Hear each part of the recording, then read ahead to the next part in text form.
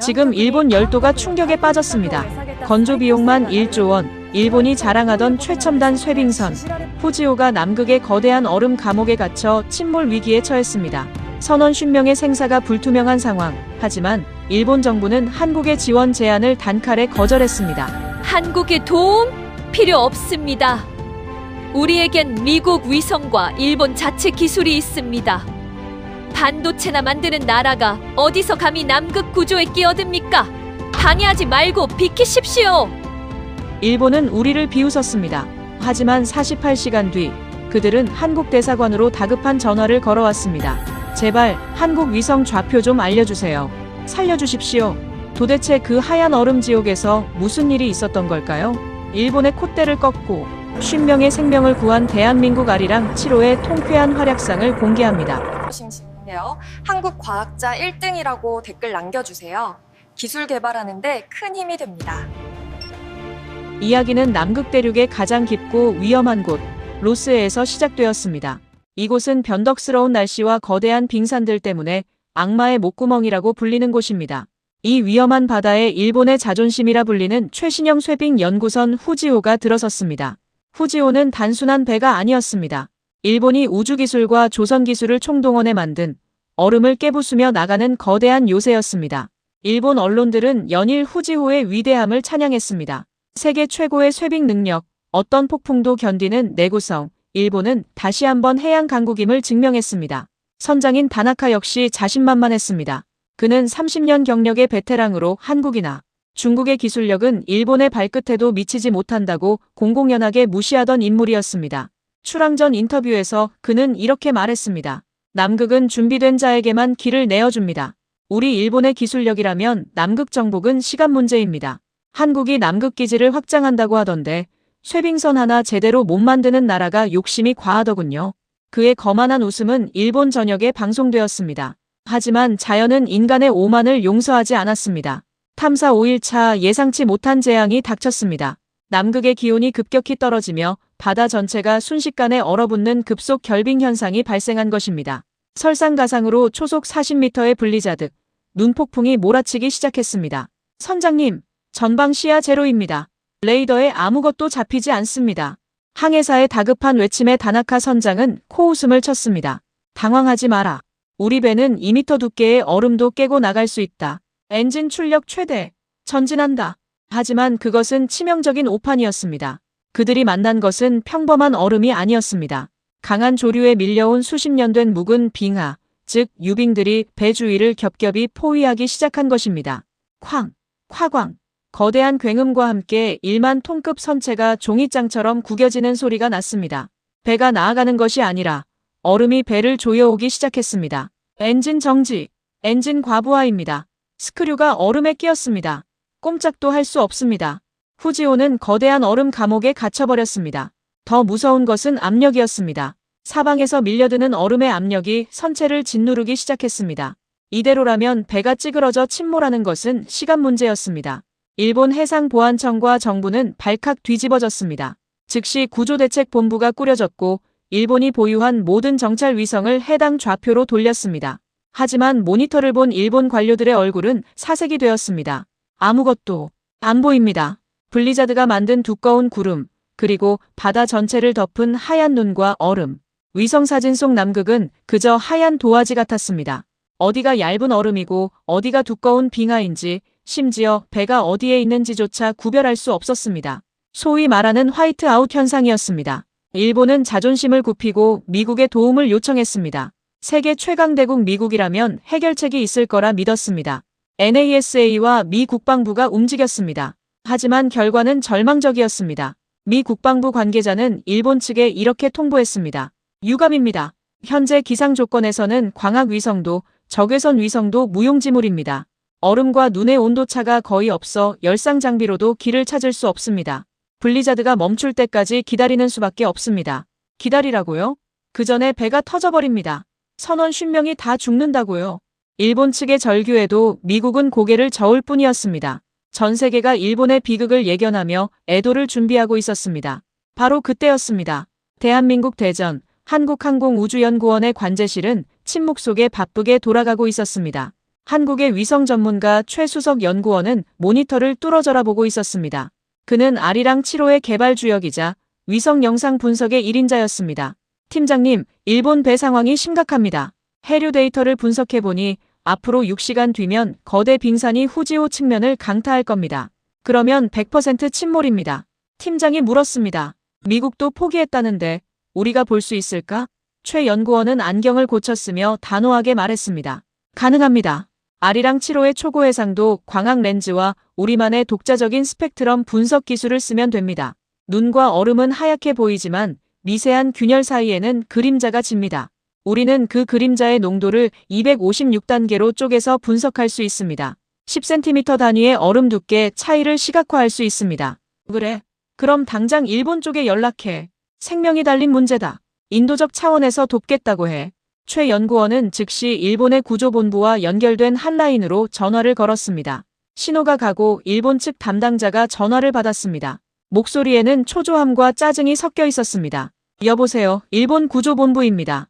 여기는 대한민국 항공우주연구원입니다. 귀국의 쇠빙선이 위기에 처했다는 소식을 들었습니다. 우리 아리랑 7호가 얼음의 두께와 균열을 분석해 탈출 경로를 찾아줄 수 있습니다. 궤도를 수정해서 관측 데이터를 보내드리겠습니다. 좌표를 공유해 주십시오. 한국 측의 정중한 제안이었습니다. 하지만 돌아온 대답은 귀를 의심케 하는 것이었습니다. 일본 담당자는 헛웃음을 지으며 말했습니다. 한국이요? 지금 장난합니까? 미국 NASA도 안 보인다는 걸 당신들이 본다고요? 거긴 반도체나 만들지 우주기술은 걸음마 단계 아닙니까? 우리가 아무리 급해도 검증도 안 된 한국 데이터 따위에 목숨을 걸 순 없습니다. 통신 회선 바쁘니 끊으세요. 뚜마이너스. 전화는 매몰차게 끊어졌습니다. 관제실에 있던 한국 연구원들의 얼굴이 불그락푸르락해졌습니다. 아니, 도와주겠다는데 말을 저따위로 해. 사람이 죽게 생겼는데 자존심이 밥 먹여주나? 최 연구원은 주먹을 꽉 쥐었습니다. 모욕감이 치밀어 올랐지만 그는 감정을 억눌렀습니다. 저들이 오만해서 죽을 위기에 처했다면 우리는 실력으로 살려내서 그 오만을 부끄럽게 만들어줘야 합니다. 그게 진짜 이기는 겁니다. 관측 시작합시다. 일본의 요청은 없었지만 우리는 찍습니다. 네, 알겠습니다. 연구원들은 다시 키보드를 두드리기 시작했습니다. 아리랑 7호는 남극 상공을 향해 조용히 렌즈의 각도를 틀었습니다. 한국의 기술력이 집약된 렌즈가 하얀 지옥을 응시하기 시작했습니다. 한편 남극 현장은 생지옥으로 변해가고 있었습니다. 콰지직 하는 소리와 함께 후지호의 선체 외벽에 금이 가기 시작했습니다. 물이 스며들고 있다는 경보음이 울렸습니다. 다나카 선장은 사색이 되어 조타시를 서성거렸습니다. 본부는 아직도 답이 없나? 미국은 뭐래? 항해사가 울먹이며 보고했습니다. 미국은 기상 악화로 접근 불가라고 합니다. 일본 위성도 여전히 먹통입니다. 선장님, 우리 이대로 죽는 겁니까? 다나카 선장은 창밖을 내다봤습니다. 보이는 건 온통 하얀 눈보라와 거대한 얼음 벽뿐이었습니다. 천하무적이라던 후지오도 자연 앞에서는 장난감배에 불과했습니다. 그는 입술을 깨물었습니다. 자신의 오만함이 부하들을 죽음으로 몰아넣었다는 죄책감이 밀려왔습니다. 신이시여, 제발 길을 보여주소서. 다나카 선장은 난생 처음으로 기도를 올렸습니다. 하지만 신의 응답보다 먼저 도착한 것은 그가 그토록 무시했던 나라에서 온 한 통의 이메일이었습니다. 일본 구조본부 상황실. 통신병이 소리쳤습니다. 본부장님, 한국에서 또 데이터가 왔습니다. 이번엔 대용량 이미지 파일입니다. 스팸 처리할까요? 본부장은 머리를 감싸 쥐고 있었습니다. 지푸라기라도 잡고 싶은 심정이었지만 한국 기술을 믿는다는 건 일본의 자존심이 허락하지 않았습니다. 무시해. 미국도 못하는 걸 한국이 했을 리가. 그때였습니다. 현장에 있는 후지호에서 긴급 타전이 들어왔습니다. 메이데이, 메이데이, 선체 격벽 파손, 침수 시작, 3시간. 아니 2시간 안에 탈출 못하면 전원 사망이다. 살려줘. 상황은 최악으로 치닫고 있었습니다. 더 이상 자존심을 따질 때가 아니었습니다. 본부장은 떨리는 손으로 통신병에게 지시했습니다. 한국이 보냈다는 파일 열어봐. 통신병이 마우스를 클릭했습니다. 로딩 화면이 돌아가고 잠시 후 대형 스크린에 이미지가 떴습니다. 그리고 그 자리에 있던 모든 일본 관료들은 숨을 멈췄습니다. 이게 뭡니까? 그들이 미국 위성에서 봤던 건 하얀색 노이즈뿐이었습니다. 하지만 한국이 보낸 사진은 달랐습니다. 마치 신이 하늘에서 내려다보고 펜으로 그린 듯 하얀 얼음판 위에 선명한 파란색 선들이 거미줄처럼 그려져 있었습니다. 그리고 그 파란 선들 중 하나가 갇혀있는 후지호에서 시작해 뻥 뚫린 바다로 이어지고 있었습니다. 그 옆에는 한국어로 된 메모가 일본어로 번역되어 적혀 있었습니다. 현재 후지호 주변 얼음 두께 분석 완료. 30방향 500m 지점. 얼음 두께 30cm 이하의 균열 발견. 이곳이 유일한 탈출로입니다. 서두르십시오. 본부장은 믿을 수 없다는 듯 화면을 터치했습니다. 10cm 단위까지 분석했다고. 이 눈보라 속에서 이게 정말 가능한 기술인가? 그는 옆에 있던 기술 고문에게 물었습니다. 고문은 멍하니 화면을 보며 중얼거렸습니다. 이건 기적입니다. 아니, 한국의 광학기술이 미국을 뛰어넘었다는 증거입니다. 이 데이터 정확합니다. 선택의 여지가 없었습니다. 본부장은 마이크를 잡았습니다. 후지호, 들리나? 지금 한국에서 보낸 좌표를 전송한다. 이게 마지막 희망이다. 일본의 자존심은 잊어라. 무조건 이 좌표를 따라가라. 남극의 후지호. 다나카 선장은 전송된 좌표를 받아들었습니다. 한국이 보낸 길이라고? 그는 모니터에 뜬 파란색 선을 바라봤습니다. 그가 육안으로 보기에는 그쪽도 똑같이 두꺼운 얼음벽처럼 보였습니다. 만약 이 정보가 틀렸다면 배는 더 두꺼운 얼음에 부딪혀 즉시 박살날 것입니다. 선장님, 지시를 내려주십시오. 시간이 없습니다. 부하들이 그를 쳐다보고 있었습니다. 다나카 선장은 눈을 질끈 감았습니다. 반도체나 만드는 나라라고 비웃었던 기억이 스쳐 지나갔습니다. 하지만 지금 그 나라가 내민 손이 유일한 동아줄이었습니다. 그는 결심한 듯 눈을 떴습니다. 조타수, 우현 30도. 한국이 찍어준 좌표로 전속력 돌진한다. 하지만 선장님, 저기는 빙벽입니다. 부딪히면 끝입니다. 닥쳐라. 내 눈엔 안 보이지만 한국의 눈엔 보인다고 한다. 믿어라. 한국 기술을 믿고 들이받아. 거대한 쇠빙선 후지호가 육중한 몸을 틀어 한국이 가리킨 하얀 얼음벽을 향해 돌진하기 시작했습니다. 과연 그곳은 탈출구였을까요? 아니면 무덤이었을까요? 50명의 목숨을 건 도박이 시작되었습니다. 쾅! 하는 충돌음과 함께 배가 요동쳤습니다. 쾅! 거대한 굉음이 남극의 하얀 정적을 깨뜨렸습니다. 후지호의 선수 부분이 얼음벽과 정면으로 충돌했습니다. 배 안에 있던 50명의 선원들은 본능적으로 눈을 감고 손잡이를 꽉 잡았습니다. 이 충격으로 배가 부서지면 차가운 남극 바다로 수장되는 것이었습니다. 다나카 선장도 숨을 멈췄습니다. 끝인가? 하지만 그 순간 기적 같은 일이 벌어졌습니다. 단단한 바위처럼 보였던 하얀 얼음벽이 마치 설탕 유리가 깨지듯 와르르 무너져 내린 것입니다. 쾅! 얼음 파편들이 사방으로 튀었지만 배는 멈추지 않았습니다. 충격은 있었지만 선체에는 아무런 손상 없이 부드럽게 앞으로 미끄러져 나갔습니다. 선장님, 배가 나아갑니다. 얼음이 깨졌습니다. 항해사가 떨리는 목소리로 외쳤습니다. 다나카 선장은 눈을 번쩍 떴습니다. 눈앞에 믿을 수 없는 광경이 펼쳐지고 있었습니다. 그토록 두껍고 단단해 보였던 빙벽이 한국이 보내준 좌표 지점에서만 거짓말처럼 얇게 부서져 길을 내주고 있었던 것입니다. 세상에, 진짜였어. 한국의 데이터가 정확했어. 조타실은 순식간에 충격과 환희로 뒤덮였습니다. 육안으로는 절대 구별할 수 없었던 가짜 빙벽을 한국의 위성은 우주에서 꿰뚫어보고 있었던 것입니다. 하지만 안심하기엔 일렀습니다. 이제부터 시작이었습니다. 그들은 수천 개의 유빙이 떠다니는 거대한 미로 속에 있었습니다. 다음 좌표 불러. 한국이 가라는 대로만 간다. 다나카 선장이 고함을 쳤습니다. 통신병이 모니터에 뜬 한국의 메시지를 실시간으로 읊어대기 시작했습니다. 전방 300m에서 좌현 15도. 그 다음 100m 직진 후 급격히 우현 40도 꺾으랍니다. 그것은 마치 눈을 가리고 내비게이션 소리에만 의존해 운전하는 것과 같았습니다. 밖은 여전히 블리자드가 몰아쳐 한치 앞도 보이지 않았습니다. 좌현 15도, 우현 40도. 거대한 쇠빙선이 뒤뚱거리며 지그재그로 움직였습니다.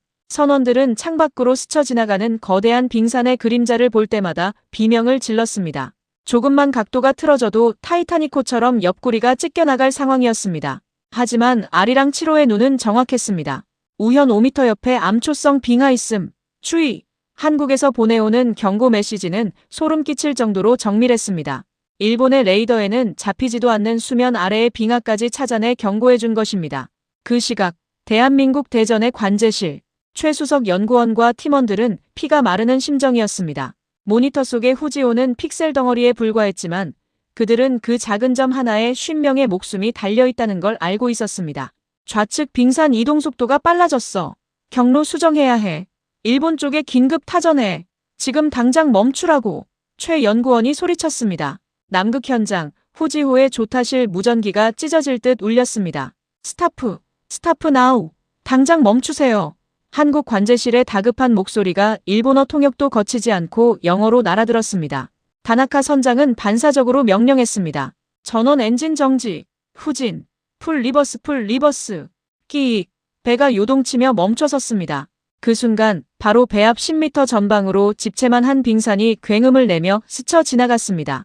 쾅! 만약 한국의 경고가 1초만 늦었어도 혹은 다나카 선장이 1초만 망설였어도 배는 두 동강이 났을 것입니다. 선원들은 바닥에 주저앉았습니다. 식은땀이 비오듯 흘러내렸습니다. 다나카 선장의 손도 부들부들 떨리고 있었습니다. 눈앞에서 죽음이 지나가는 것을 목격했기 때문입니다. 그리고 그 죽음으로부터 자신들을 낚아챈 것은 바로 지구 반대편에 있는 한국의 목소리였습니다. 한국. 그들이 지금 우리를 보고 있어.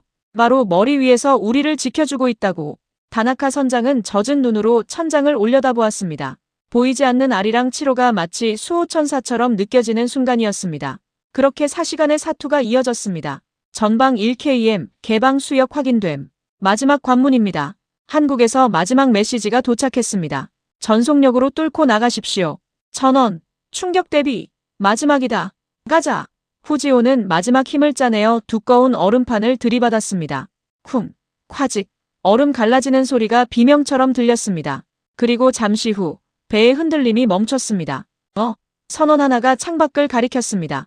하얀색으로 가득 찼던 창밖에 검푸른 색깔이 넘실대고 있었습니다. 바다였습니다. 얼음 감옥을 벗어난 진짜 바다였습니다. 블리자드도 거짓말처럼 잦아들고 있었습니다. 구름 사이로 한 줄기 햇살이 후지호의 갑판을 비췄습니다. 살았다. 우리가 나왔어. 바다다. 바다라고. 조타실은 울음바다가 되었습니다. 서로 얼싸안고 바닥을 치며 통곡했습니다. 죽음의 문턱까지 갔다가 돌아온 사람들의 처절한 환호였습니다. 하지만 다나카 선장은 웃을 수 없었습니다. 그는 모니터 앞에 멍하니 서 있었습니다. 화면에는 한국이 보내준 경로 데이터가 남아 있었습니다. 그 꼬불꼬불한 파란 선. 그것은 단순한 선이 아니었습니다. 한국이 밤을 새워가며 자신들을 무시했던 일본을 위해 만들어준 생명줄이었습니다. 그는 천천히 모자를 벗었습니다. 그리고 주머니에서 꼬깃꼬깃한 종이 한 장을 꺼냈습니다. 출항 전 한국 기술은 멀었다고 비웃었던 자신의 인터뷰 기사 스크랩이었습니다. 그는 그 종이를 찢어버렸습니다. 부끄러움이 파도처럼 밀려왔습니다. 선장님, 일본 구조본부에서 연락이 왔습니다. 무사하냐고 묻습니다. 통신병의 말에 다나카 선장은 무전기를 잡았습니다. 일본 본부의 환호성이 들려왔지만 그는 차분하고 엄숙한 목소리로 말했습니다. 본부, 전원 생존했다. 하지만 기록해라. 우리를 구한 건 일본의 위성도 미국의 위성도 아니었다. 대한민국이었다. 네. 네, 알겠습니다, 선장님. 그리고 하나 더. 귀향하는 대로 나는 한국으로 갈 것이다. 내 발로 찾아가서 내 입으로 직접 고맙다고 말할 것이다. 그게 사람의 도리다. 다나카 선장의 선언에 조타실은 숙연해졌습니다. 선원들도 모두 고개를 끄덕였습니다. 그들도 알았습니다. 오늘 그들이 마시는 이 공기는 한국이 선물해준 것이라는 사실을요. 한편 대전의 관제실, 목표물 안전구역 진입 확인, 작전 종료. 팀장의 외침과 함께 연구원들은 헤드셋을 벗어던지고 환호했습니다. 와, 해냈다. 봤냐? 이게 우리 기술이다. 서로 하이파이브를 하고 등을 두드려주며 기쁨을 만끽했습니다. 최 연구원은 의자에 깊숙이 몸을 파묻었습니다. 온몸에 힘이 빠졌지만 입가에는 미소가 번졌습니다. 모니터 속 남극 바다 위를 유유히 떠가는 일본 배. 그 배를 보며 그는 혼잣말을 했습니다. 그러게 도와준다고 할 때 그냥 믿지 그랬어요. 쓴맛 좀 보셨습니까?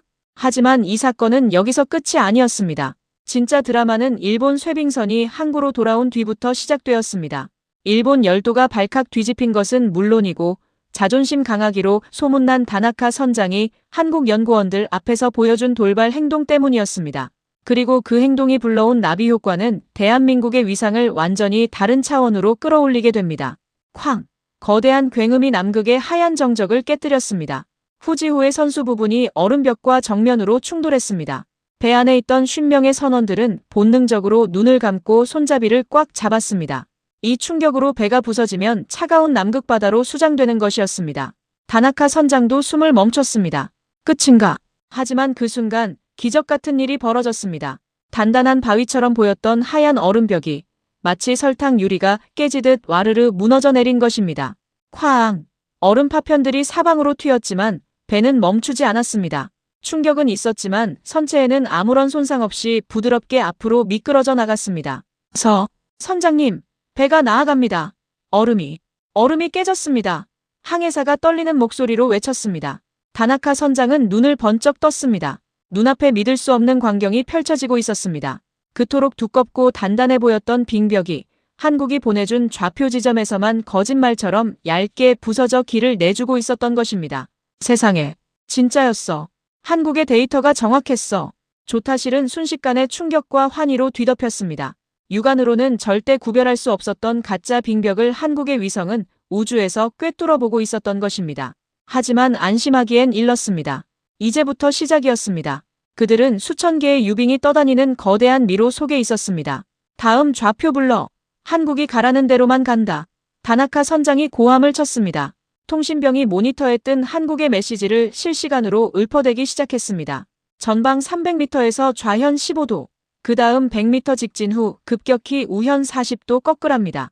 그것은 마치 눈을 가리고 내비게이션 소리에만 의존해 운전하는 것과 같았습니다. 밖은 여전히 블리자드가 몰아쳐 한치 앞도 보이지 않았습니다.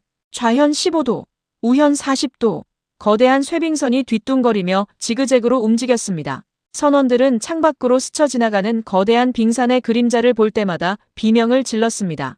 조금만 각도가 틀어져도 타이타닉호처럼 옆구리가 찢겨나갈 상황이었습니다. 하지만 아리랑 7호의 눈은 정확했습니다. 우현 5m 옆에 암초성 빙하 있음. 주의! 한국에서 보내오는 경고 메시지는 소름 끼칠 정도로 정밀했습니다. 일본의 레이더에는 잡히지도 않는 수면 아래의 빙하까지 찾아내 경고해준 것입니다. 그 시각, 대한민국 대전의 관제실, 최수석 연구원과 팀원들은 피가 마르는 심정이었습니다. 모니터 속의 후지오는 픽셀 덩어리에 불과했지만 그들은 그 작은 점 하나에 50명의 목숨이 달려있다는 걸 알고 있었습니다. 좌측 빙산 이동 속도가 빨라졌어. 경로 수정해야 해. 일본 쪽에 긴급 타전해. 지금 당장 멈추라고. 최 연구원이 소리쳤습니다. 남극 현장, 후지호의 조타실 무전기가 찢어질 듯 울렸습니다. 스타프 나우. 당장 멈추세요. 한국 관제실의 다급한 목소리가 일본어 통역도 거치지 않고 영어로 날아들었습니다. 다나카 선장은 반사적으로 명령했습니다. 전원 엔진 정지. 후진. 풀 리버스. 끼익. 배가 요동치며 멈춰섰습니다. 그 순간 바로 배 앞 10m 전방으로 집채만 한 빙산이 굉음을 내며 스쳐 지나갔습니다. 쾅! 만약 한국의 경고가 1초만 늦었어도 혹은 다나카 선장이 1초만 망설였어도 배는 두 동강이 났을 것입니다. 선원들은 바닥에 주저앉았습니다. 식은땀이 비오듯 흘러내렸습니다. 다나카 선장의 손도 부들부들 떨리고 있었습니다. 눈앞에서 죽음이 지나가는 것을 목격했기 때문입니다. 그리고 그 죽음으로부터 자신들을 낚아챈 것은 바로 지구 반대편에 있는 한국의 목소리였습니다. 한국, 그들이 지금 우리를 보고 있어. 바로 머리 위에서 우리를 지켜주고 있다고. 다나카 선장은 젖은 눈으로 천장을 올려다보았습니다. 보이지 않는 아리랑 7호가 마치 수호천사처럼 느껴지는 순간이었습니다. 그렇게 4시간의 사투가 이어졌습니다. 전방 1km, 개방 수역 확인됨. 마지막 관문입니다. 한국에서 마지막 메시지가 도착했습니다. 전속력으로 뚫고 나가십시오. 전원, 충격 대비, 마지막이다. 가자. 후지오는 마지막 힘을 짜내어 두꺼운 얼음판을 들이받았습니다. 쿵, 콰직. 얼음 갈라지는 소리가 비명처럼 들렸습니다. 그리고 잠시 후 배의 흔들림이 멈췄습니다. 선원 하나가 창밖을 가리켰습니다. 하얀색으로 가득 찼던 창밖에 검푸른 색깔이 넘실대고 있었습니다. 바다였습니다. 얼음 감옥을 벗어난 진짜 바다였습니다. 블리자드도 거짓말처럼 잦아들고 있었습니다. 구름 사이로 한 줄기 햇살이 후지호의 갑판을 비췄습니다. 살았다. 우리가 나왔어. 바다다. 바다라고. 조타실은 울음바다가 되었습니다. 서로 얼싸안고 바닥을 치며 통곡했습니다. 죽음의 문턱까지 갔다가 돌아온 사람들의 처절한 환호였습니다. 하지만 다나카 선장은 웃을 수 없었습니다. 그는 모니터 앞에 멍하니 서 있었습니다. 화면에는 한국이 보내준 경로 데이터가 남아 있었습니다. 그 꼬불꼬불한 파란 선. 그것은 단순한 선이 아니었습니다. 한국이 밤을 새워가며 자신들을 무시했던 일본을 위해 만들어준 생명줄이었습니다. 그는 천천히 모자를 벗었습니다. 그리고 주머니에서 꼬깃꼬깃한 종이 한 장을 꺼냈습니다. 출항 전 한국 기술은 멀었다고 비웃었던 자신의 인터뷰 기사 스크랩이었습니다. 그는 그 종이를 찢어버렸습니다. 부끄러움이 파도처럼 밀려왔습니다. 선장님, 일본 구조본부에서 연락이 왔습니다. 무사하냐고 묻습니다. 통신병의 말에 다나카 선장은 무전기를 잡았습니다.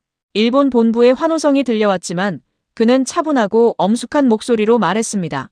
본부, 전원 생존했다. 하지만 기록해라. 우리를 구한 건 일본의 위성도 미국의 위성도 아니었다. 대한민국이었다. 네. 네, 알겠습니다, 선장님. 그리고 하나 더. 귀향하는 대로 나는 한국으로 갈 것이다. 내 발로 찾아가서 내 입으로 직접 고맙다고 말할 것이다. 그게 사람의 도리다. 다나카 선장의 선언에 조타실은 숙연해졌습니다. 선원들도 모두 고개를 끄덕였습니다.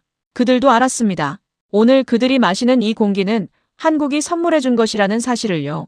한편 대전의 관제실, 목표물 안전구역 진입 확인, 작전 종료.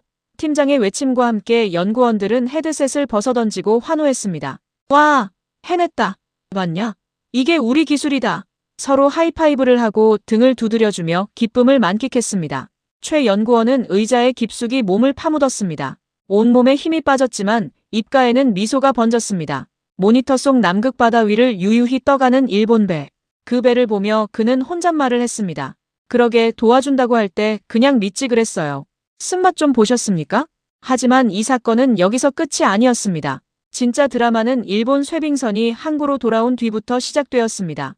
일본 열도가 발칵 뒤집힌 것은 물론이고 자존심 강하기로 소문난 다나카 선장이 한국 연구원들 앞에서 보여준 돌발 행동 때문이었습니다. 그리고 그 행동이 불러온 나비 효과는 대한민국의 위상을 완전히 다른 차원으로 끌어올리게 됩니다. 과거 우리는 남의 나라 위성 사진을 돈 주고 사서 봐야 했습니다. 일기예보가 틀려도 미국의 슈퍼컴퓨터 탓만 해야 했습니다. 하지만 이제 우리는 당당히 말할 수 있습니다. 우리가 찍고 우리가 분석하고 우리가 세계의 길을 알려준다고 말입니다. 다나카 선장이 무릎 꿇으며 흘렸던 눈물, 그것은 패배의 눈물이 아니라 대한민국이라는 거인 앞에 느낀 경외심의 눈물이었습니다. 그리고 머스크가 내민 계약서는 우리가 더 이상 기술 변방국이 아니라는 확실한 보증수표입니다. 오늘 밤 하늘을 한번 올려다봐 주세요. 비록 눈에는 보이지 않지만 그곳에는 대한민국의 눈이 깨어 있습니다. 일본이 위기에 처했을 때도 미국이 불길에 휩싸였을 때도 가장 먼저 손을 내미는 따뜻하고 강한 나라. 여러분이 바로 그런 위대한 대한민국의 국민입니다. 오늘 이 영상이 여러분의 가슴속에 있는 자부심이라는 불씨에 기름을 부었기를 바랍니다. 우리의 이야기는 여기서 끝나지만 대한민국 기술의 비상은 이제 시작입니다. 이 가슴 벅찬 감동을 널리 알려주세요. 주변 분들에게 공유해주시고 자랑해주세요. 마지막으로 외쳐봅니다. 길을 잃었을 땐 누구를 찾으면 된다고요? 네, 바로 코리아입니다. 지금까지 시청해주셔서 감사합니다. 여러분의 구독과 좋아요는 대한민국을 더 높이 날아오르게 합니다. 안녕히 계십시오. 대한민국 만세!